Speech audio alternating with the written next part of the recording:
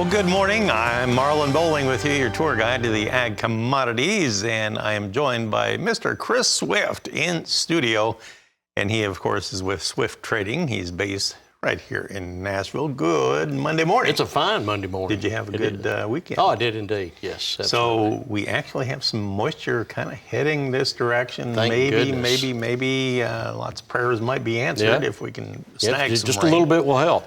Oh, man, it is dry in this part of the country. I know that's nothing new to a lot of you folks, but wow. Hopefully we'll be able to get something here this week. Might put a damper on Thanksgiving week, but I think a lot of people would be glad to put up with that if they can get the rain. I don't think it's going to be too bad here. So, well, let's look at our market action here in the early going. Let's start with our corn board. And right now, on the quotes provided by bar chart here, we have the corn just treading water. We have December corn just 1/4 cent lower now at 4.66 3/4. We opened up about a 1/2 cent higher, so it's just not doing anything. In fact, now it's unchanged. March is down a 1/2 cent. Now, this is after we had sold 104,000 tons of corn overnight to Mexico, and still we're not getting any bounce at all.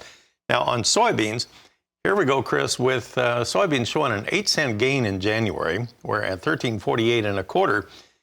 The issue is we're about 9 cents off of our earlier high from last night and early this morning. I mean, it really came charging out of the gate. I think it was like 15 cents higher or something like that on the open. And now we've already cut that in half. Is that a big concern to you? Not really, because we're 20 cents off the lows. And, you know, the biggest thing I saw over the weekend was probably the Argentinian elections. Right. I thought that was pretty interesting. And we know they're a large soybean producer and huge in soybean crushing facilities. So I think that has a big deal to do with it, as well as the seasonal time frame. We're all done harvesting here in the U.S., and we're still waiting to get the crop in the ground in South America. So there's some indifferences there. Didn't they have a couple of big programs last year that, for lack of a better term, was called like soybeans for dollars or something like that? They use their soybeans as currency, and I don't know what, I'm assuming it is some type of import-export deal to it, but yes, they do use their soybeans as currency. And the supposed president-elect there, he has made the comment that he wants to go to the U.S. dollar. Go to the U.S. dollar as a which basis would help us tremendously, I believe. Yeah, so. Well, a lot of folks are pulling away from it, like the BRICS nations. Right. You know, that would be maybe good news. Yeah. We'll have to wait and see. Okay, so soybeans are coming off their highs. Let's look at the wheat trade and see what's going on here. In Chicago, well, now we have December trading 2 higher, Chris, at 5.52 3/4. Little do-si-do going on here. It had been about 2 to 3 lower, and now we're higher. And gosh, we're only 1 tick from our high of the day now. So it's not much of a move, Chris, but it is turning to the plus side.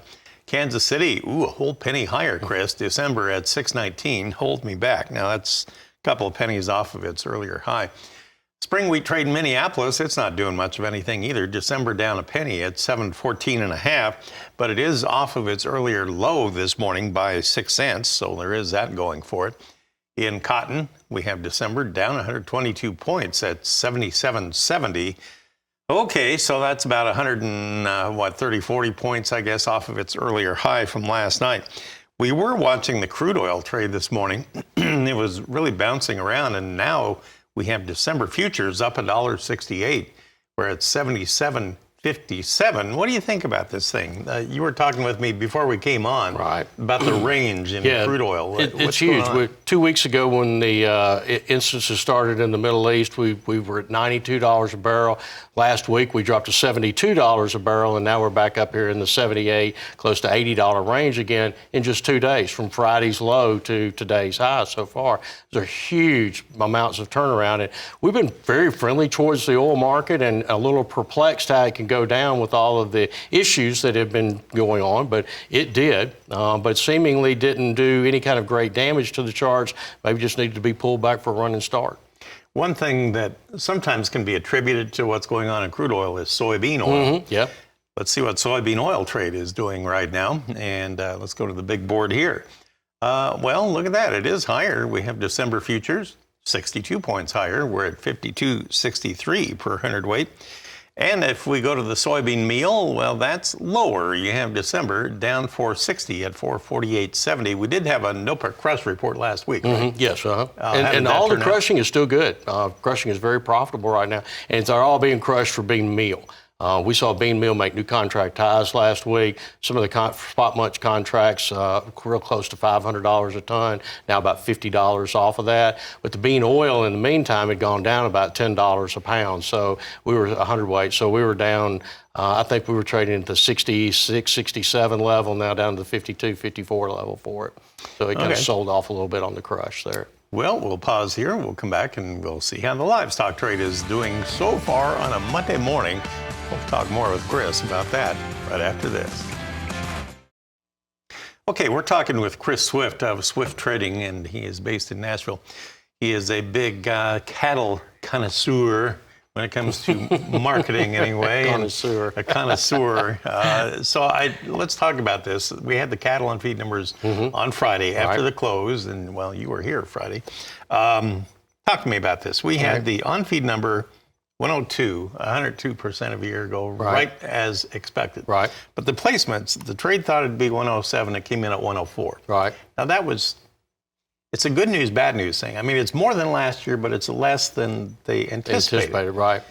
So we did start out higher this morning. Is that kind of what you thought it would do, or what? Well, the trade tendency likes to trade whatever is opposite of the report. So it came in a little bit under what was anticipated. So they bolstered it to it and put a little bit higher trade onto it. I look at the numbers, and 11.9 million head is what we've got on feed.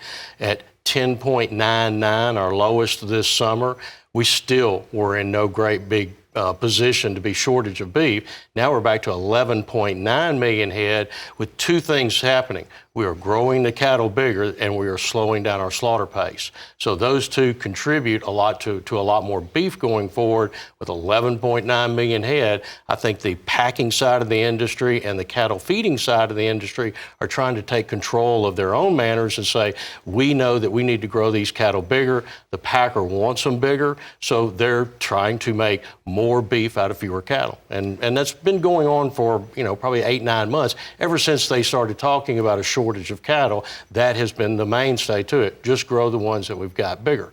And so that's what we're doing. And we placed a few more cattle, placed a few more of the heifers on feed last time, probably brought in a few more head from Mexico. Other than that, it's probably just going to be pretty status quo going forward. The consumers already kind of shifted in their eating habits to the beef. And so all of the lower aspects of demand for beef and the increase in beef production is probably not very bullish. All right, let's take a look at prices. Long way around the barn there. 2 or 3 times, but all right, let's look at our current futures then. And on the big board, well, live cattle have turned mixed. They were higher to begin. December down 70, February now down 45 at 176.35, but the deferred's just a touch higher yet. Feeders started out very strong today. They were like $2 higher, and now January is only up 37 at 228.87. Can you say fading away? On lean hogs, at this moment, we have December up just a nickel and February up 12 cents at 75.57. So now everything has kind of gone to sleep. All right. Well, thanks for explaining everything. Lots to consider in the cattle on feed numbers. So we'll chew on that for a while. But our thanks to Chris Swift of Swift Trading right here in Nashville. Suzanne, back to you.